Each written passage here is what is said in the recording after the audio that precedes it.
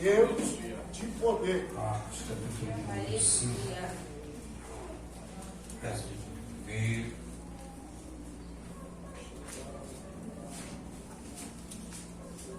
Aleluia. Marcos capítulo 5, verso 1 vai dizer: chegaram a outra margem do mar, a província dos Gadarenos. E saindo ele do barco, ele saiu logo ao seu encontro dos sepulcros, um homem com espírito imundo, o qual tinha sua morada nos sepulcros, e nem ainda com cadeias podia alguém prender, porque tendo sido muitas vezes presos com grilhões e cadeias, as cadeias foram por ele feitas em pedaços, e os grilhões em migalhas, e ninguém podia o amansar. E andava sempre de dia e de noite, clamando pelos montes e pelos sepulcros, e ferindo-se com pedras.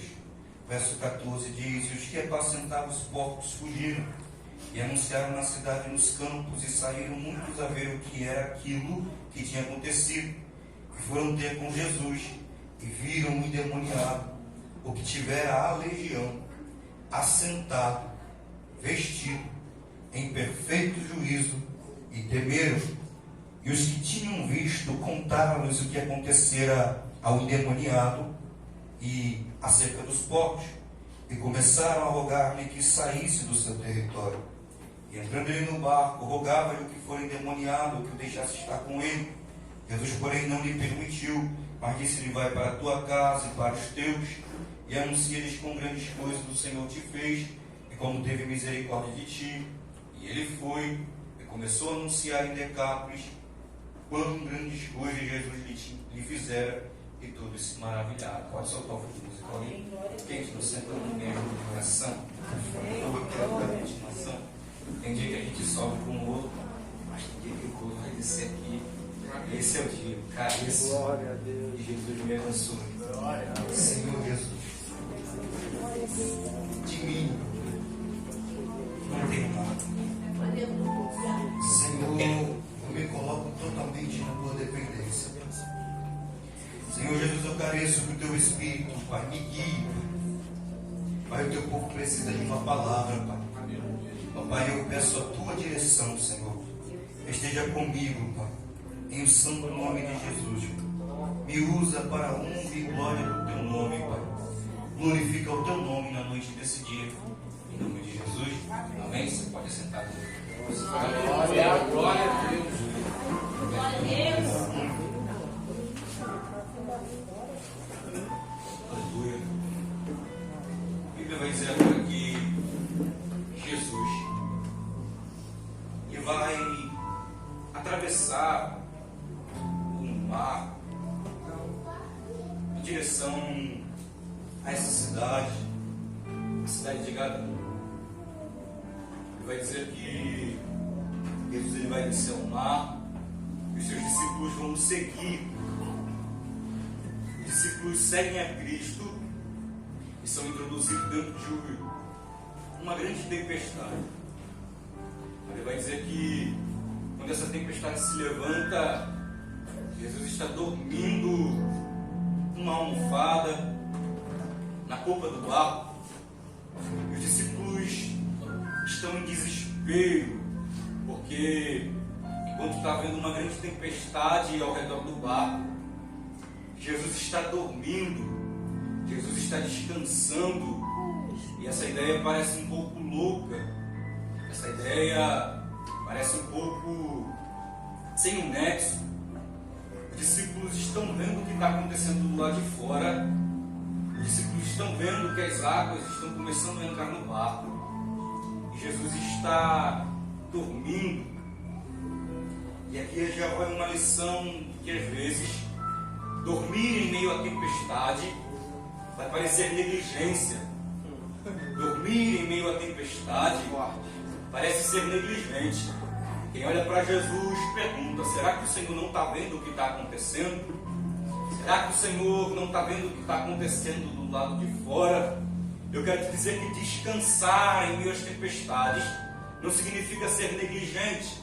Descansar em meio à tempestade é ter certeza que do outro lado você vai chegar. Aleluia. Dentro das tempestades da vida, você não precisa arrancar os cabelos da sua cabeça. Dentro das tempestades da vida, você não precisa ficar desesperado, se preocupando com o amanhã. Dentro das tempestades da vida, você não precisa pegar todos os seus boletos e ficar como um louco. Mas você precisa descansar.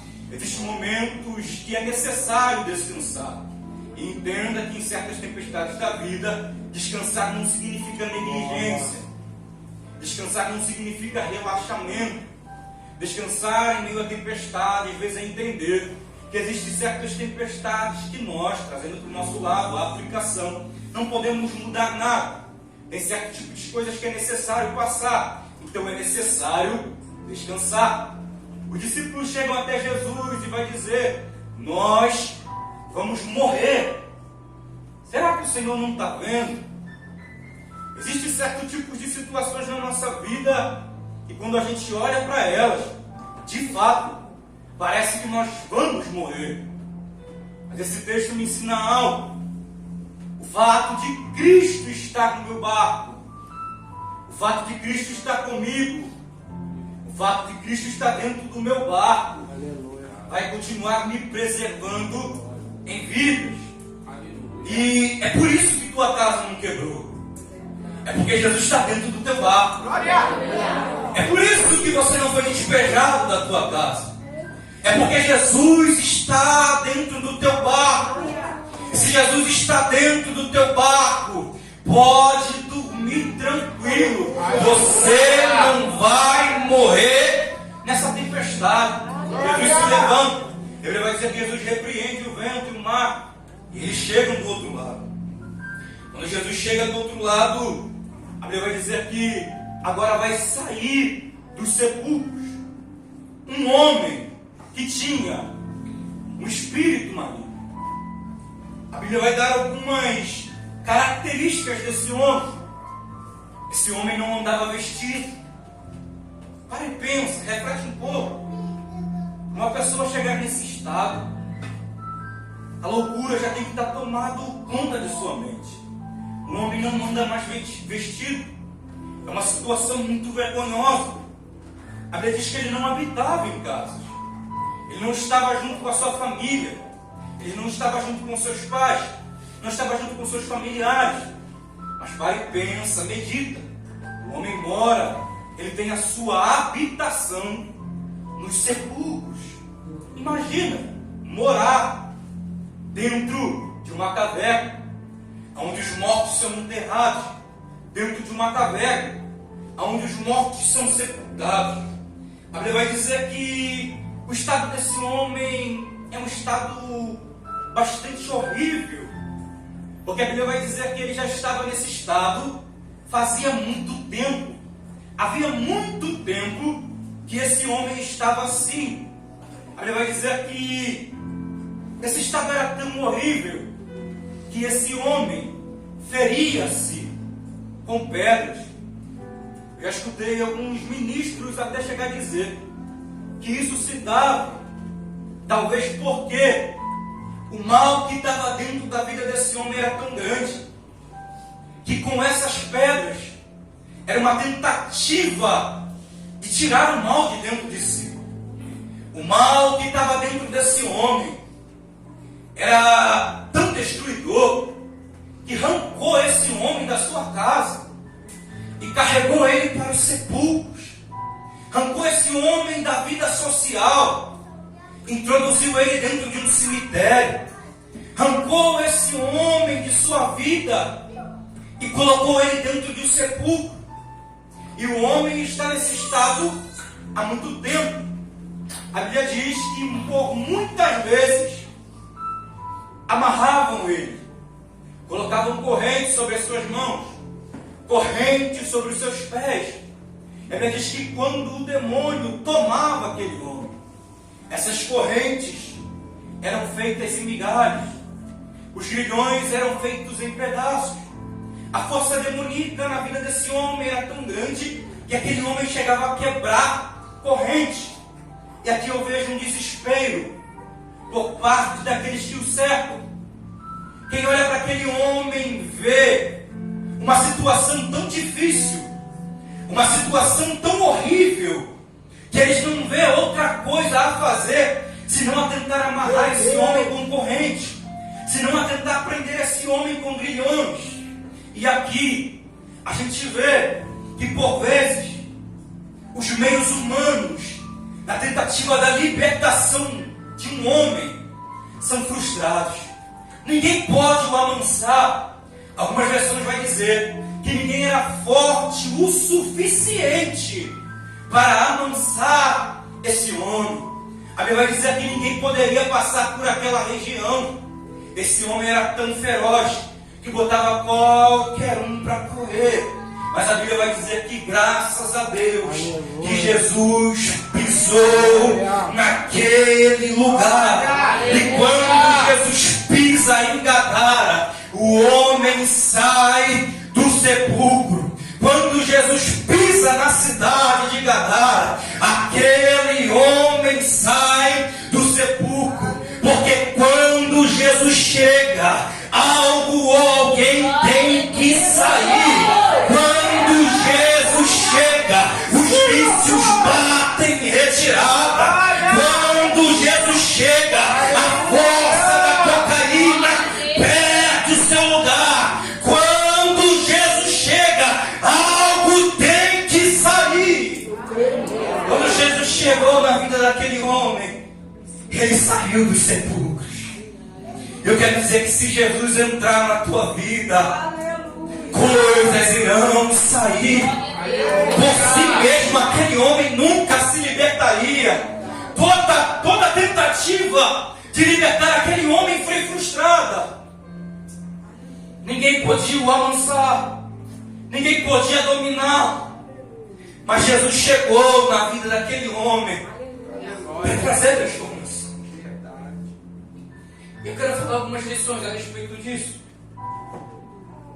O demônio nunca entra numa vida de uma hora para outra. A gente precisa entender isso. Que antes de Satanás tomar domínio da vida de alguém, primeiro ele influencia. Quem não lembra de Judas Iscariote? João capítulo 13, verso 2 vai dizer que tendo Satanás posto no coração de Judas para que ele o traísse. Então perceba que primeiro o diabo começa influenciando. Primeiro o diabo começa com a obsessão. Ele vai lançando pensamentos na mente. Ele vai dizendo, vá por esse caminho, faça isso. Só que a Bíblia nos dá um alerta: não dê lugar ao diabo. E Judas anda com Jesus, mas Judas está dando legalidade a Satanás. E tem muito crente, irmão, não é ímpio, que está deixando Satanás o influenciar. Está dando lugar ao diabo. E olha que o que primeiro Satanás trabalha. Primeiro, ele influencia. A gente já se arriscou a dizer que primeiro Satanás chega pisando na porta, e não é verdade.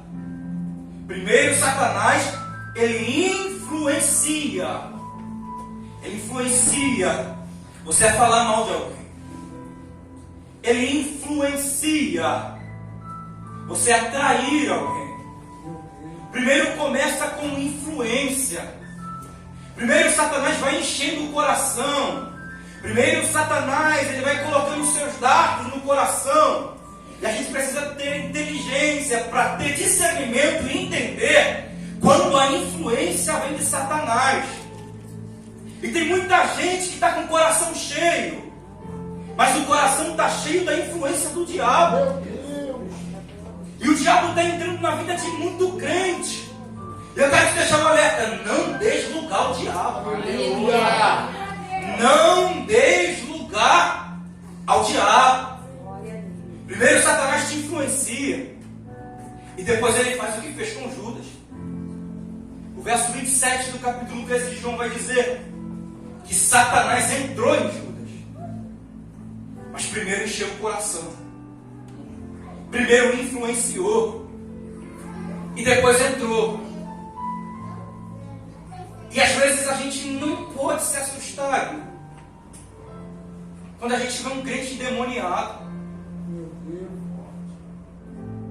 Mas é crente, sobe monte, jejua, só que dá lugar ao diabo, dá influência a Satanás. Eu quero dizer que Satanás ele não quer somente te influenciar, ele quer tomar posse da sua vida, até que chega num estado que chega ao domínio, à possessão. E o que acontece?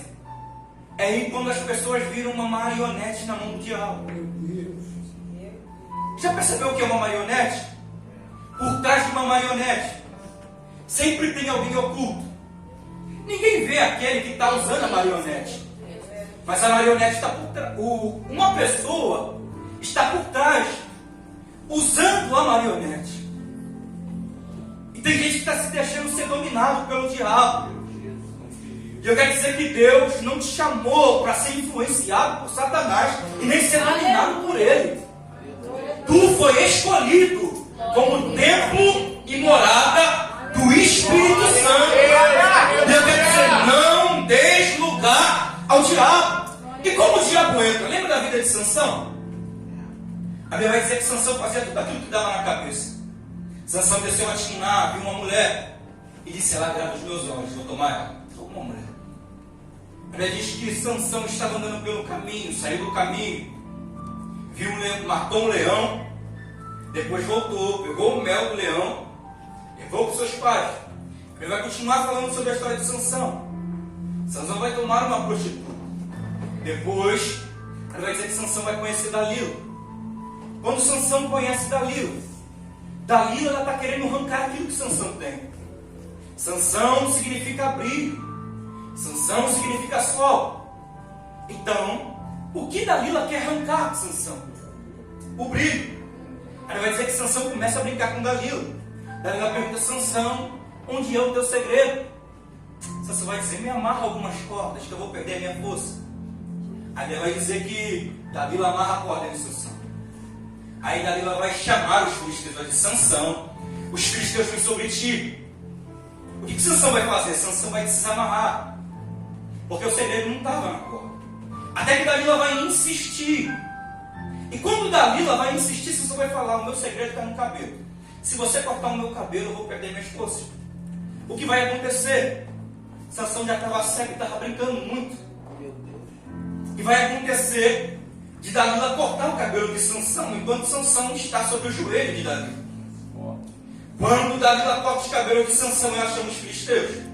Aí ela vai dizer que os filisteus vêm sobre Sansão. Dalila diz: Sansão, foge, porque os filisteus vêm sobre ti. Sansão vai dizer: eu me levantarei e farei como das outras vezes. Só que tinha algo. Ele não sabia que o Espírito do Senhor já tinha o deixado. E tem gente que caminha, só que o Espírito já saiu. Tem gente que está na igreja, só que o Espírito do Senhor já foi embora, porque está brincando com o pecado, está brincando com o diabo, está brincando com Satanás. E Deus está dizendo para mim: acorda, eu estou saindo. Acorda, o pecado está me afastando de você, desperta. Sansão pensou: eu vou fazer como das outras vezes. Mas o Espírito já tinha saído. E tem gente que está pensando que o Espírito está dentro, enquanto ele já foi faz tempo. Aí o que acontece? Os filisteus pegam Sansão, furam os olhos de Sansão, acorrenta Sansão e faz de Sansão um escravo. Porque quem brinca com o pecado se torna uma marionete na mão de Satanás. Eu quero te deixar um alerta: sede sóbrios e vigiai, porque o diabo, vosso adversário, anda em derredor, bramando como leão, à procura de quem possa tragar. Eu sei que confronta com Lucas a verdadeira manifestação do poder de Deus. Aleluia! Sansão não percebeu que o Espírito foi embora. E a gente precisa entender: se eu pegar esse copo, consumir aquilo que está dentro desse copo, ele fica vazio. Só que trazendo para a nossa vida. Vamos nos comparar com esse copo. Esse copo sempre tem que estar preenchido com algo por dentro. A Bíblia vai dizer que quando um espírito imundo sai da vida de um homem, ele anda por lugares áridos, buscando repouso. Ele vai dizer que ele não encontra e diz: eu vou voltar para minha casa. Só que, por que o espírito volta? Porque ele encontra a casa vazia. Já percebeu que tem gente que só quer alívio? Vem no culto, me ora por mim, jejua por mim, consagra por mim, mas ele só quer alívio. Eu quero dizer que Deus não quer te dar só alívio, Ele quer te dar uma verdadeira manifestação do poder de Deus. Já percebeu que tem gente que tu ora e o demônio sai? Passa um tempo e está manifesto de novo. Por quê? Porque não só basta tirar o mal de dentro, tem que preencher com a presença de Deus. E Deus diz: eu não quero somente te dar alívio, eu quero preencher o vazio que está do lado de dentro. Não basta somente colocar para o lado de fora o mal, é preciso preencher o lado de dentro com a presença do Espírito Santo. É por isso que tem gente que você ora por ele, consagra por ele, puxa por ele, mas quando você bate de frente com ele, ainda está sob a influência do diabo, porque só quer alívio. Então Deus está dizendo para alguém: quando o mal sair, preencha o lado de dentro da presença do Espírito Santo. Se apropria com a minha presença, colocando ela para o lado de dentro. Glória a Deus, aleluia. Eu não quero somente te dar alívio, eu quero que você coloque a minha presença do lado de dentro. Deixa o meu Espírito entrar em você. E a gente precisa entender algo, irmão. Não existe orfandade espiritual. Eu sei que isso aqui vai parecer um pouco duro, mas não existe orfandade espiritual. Se a vida de alguém não é governada por Deus, uma certeza nós temos: ela é governada por Satanás. Onde está escrito isso? Efésios capítulo número 2. Ele vai dizer que existe um espírito que opera nos filhos da desobediência. Esse espírito é invisível, ninguém vê ele, mas ele age na vida daqueles que não têm o lado de dentro preenchido pela presença do Espírito Santo. E tem muita gente que tem tempo de igreja, anos de crente, mas está sob influência do maligno, está sob influência do diabo. Está dizendo: eu me manifestei para desfazer as obras do diabo. Glória a Deus. Ele vai dizer que o espírito que opera nos filhos da desobediência levam eles para um curso de morte. E é a situação desse homem. O espírito, quando pega esse homem, conduz ele para os sepulcros. Mãe, pai, às vezes você não entende. Tranco a porta, dou comida, dou conselho. Quando vai ver, pulou o muro. Eu luto para manter ele do lado de dentro. Só que do nada, alguma coisa pega ele e leva ele para o lado de fora. Já percebeu que às vezes está tão bem dentro de casa?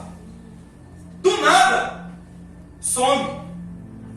Só que o que o texto vai dizer é que não é esse homem que quer ir para o lado de fora. Os espíritos malignos pegam ele e levam ele para os sepulcros. A situação desse homem é tão difícil que ele não tem mais domínio sobre si. Então ele precisa de uma força superior à força dele para arrancar o mal que foi colocado do lado de dentro. A Bíblia diz que daquilo que a gente é vencido, nós se tornamos escravos. Então, uma vez que esse homem foi vencido por Satanás, ele se tornou escravo do mesmo. Mas Jesus se manifestou para mudar a história desse homem. Aí Jesus entra. A hora já foi. Jesus entra para tirar o mal da vida desse homem. E quando Jesus se manifesta, os demônios vêm. Eu botei lá no grupo e me chamou muita atenção, irmão. Os demônios pedem para não ser lançado no abismo. Olha o desespero do diabo. Não nos lance no abismo. O abismo faz uma referência ao inferno. Quando Jesus pisa em terra, ele vai dizer: sai desse homem, espírito imundo. Aí ele vai dizer que o espírito corre, o demônio corre, se prostra diante de Jesus. O que tenho contigo, Jesus, Filho do Deus Altíssimo, eu peço que não me atormente. Ele vai dizer que agora os demônios pedem para não ser lançado no abismo, porque eles entendem que o inferno é um lugar terrível. Olha só, os demônios que são os demônios não querem ir para o inferno. Os demônios que são os demônios não querem ir para o abismo. Meu Pai! O Satanás, que é o Satanás, não quer ir para o inferno. Às vezes a gente tem uma ideia errônea de quando chegar lá no inferno, Satanás vai estar com um tridente, com um chifre na cabeça, com um rabo entre as pernas e atormentando os crentes. Mas o inferno também será um lugar de tormento para Satanás. E nem o mesmo quer estar lá. Só que tem muitos crentes que vivem como o inferno não existisse. Tem gente que vive como não existisse o inferno. E quando o demônio se manifesta, ele diz: não deixa eu ir para lá.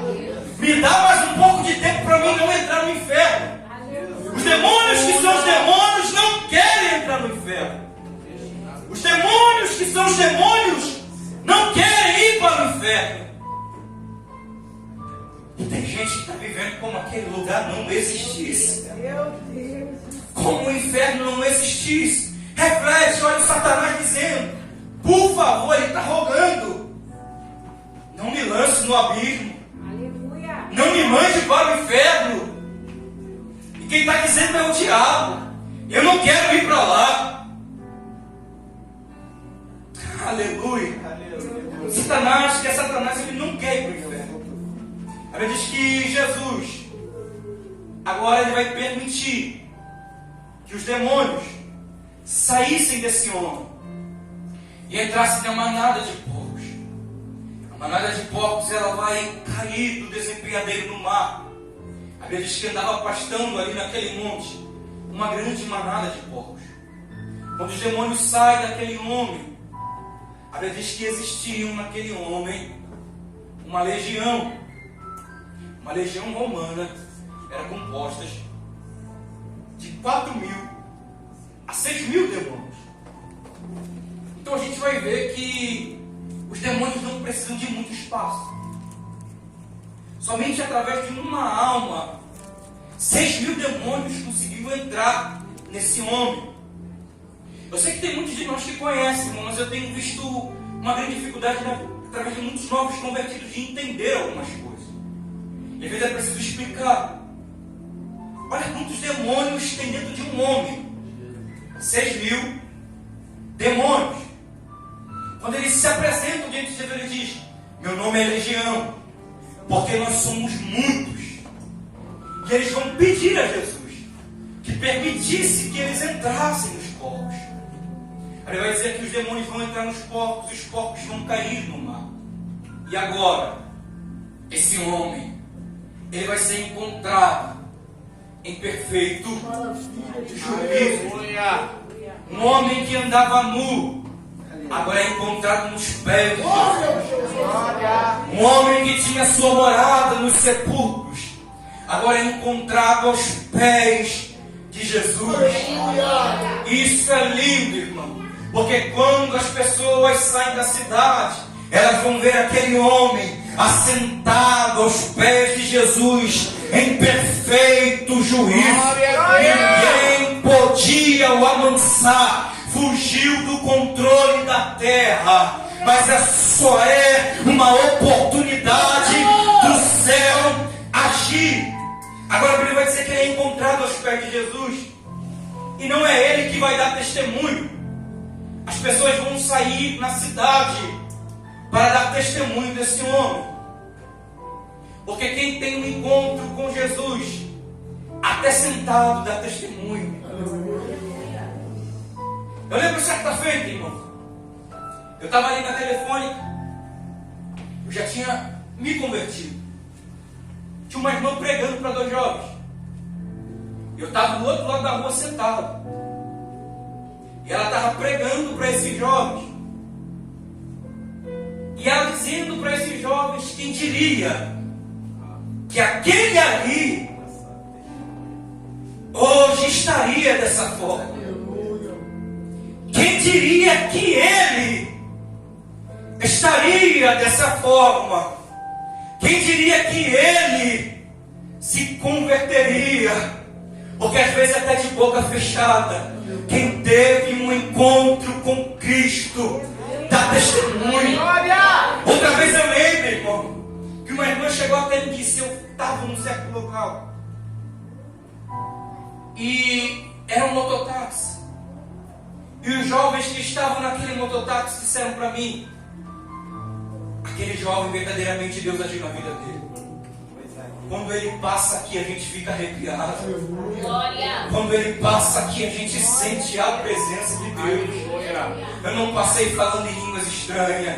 Eu não passei cantando. Porque quem tem um real encontro com Cristo, até de boca fechada, ele dá testemunho. A tua história dá testemunho. Alguém dará testemunho por você. Cristo transformou a história desse homem. E agora esse homem, sentado, está dando testemunho. As pessoas voltam. E eles agora vão rogar que Jesus se retirasse daquela região. E Jesus vai se retirar. Mas o que me chama a atenção é que eles estão trocando Jesus pelos porcos, o santo pela imundícia. Jesus sai daquela região. E o endemoniado vai pedir para Jesus que Jesus deixasse ele estar com ele. Só que Jesus vai dar uma ordem para ele: vai para a tua casa, para os teus, e conta quão grandes coisas o Senhor te fez e como teve misericórdia de ti. Talvez você não tenha sabedoria suficiente para estar aqui na frente pregando, mas você pode fazer como essas pessoas fizeram aqui. Dar testemunho daquilo que Deus fez por você. Talvez você não conhece um livro inteiro da Bíblia, mas você pode fazer isso. Dar testemunho das grandes coisas que o Senhor fez por você. Talvez você não tenha nenhum versículo gravado na cabeça, mas você pode falar das maravilhas que Jesus fez por você. E a ordem de Jesus é: vai para a tua casa e dá testemunho. Vai para a tua casa e conta quão grandes coisas o Senhor fez por ti. Vai para a tua casa e fala daquilo que eu já fiz pela tua vida. Porque a gente acha que a gente só vai ter valor se a gente sair do local onde a gente mora. A gente pensa que para ter valor é preciso mudar de bairro. A gente pensa que para ter valor é preciso sair da casa. Mas eu quero te dizer que aonde você causou muita vergonha será o local aonde você dará testemunho de dupla honra. Para aqueles que você deu trabalho, você vai dar motivos para eles glorificar o nome do Senhor. Às vezes, irmão, quando eu vou lá no meu pai, ele olha para mim e diz: eu amo todos os meus filhos, mas por você eu tenho algo diferente, porque eu já dei muito trabalho. Eu já dei muito trabalho. Só que hoje é satisfação. Antes dava trabalho, mas hoje, quando meu pai pensa em mim, ele se alegra. Glória. Talvez você já deu muito trabalho, Mas Deus te arrancou da onde Ele te arrancou. Aleluia. Para hoje você dar alegria. Talvez você já foi muito motivo do choro da tua mãe.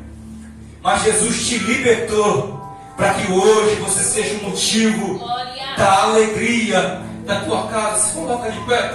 Glória.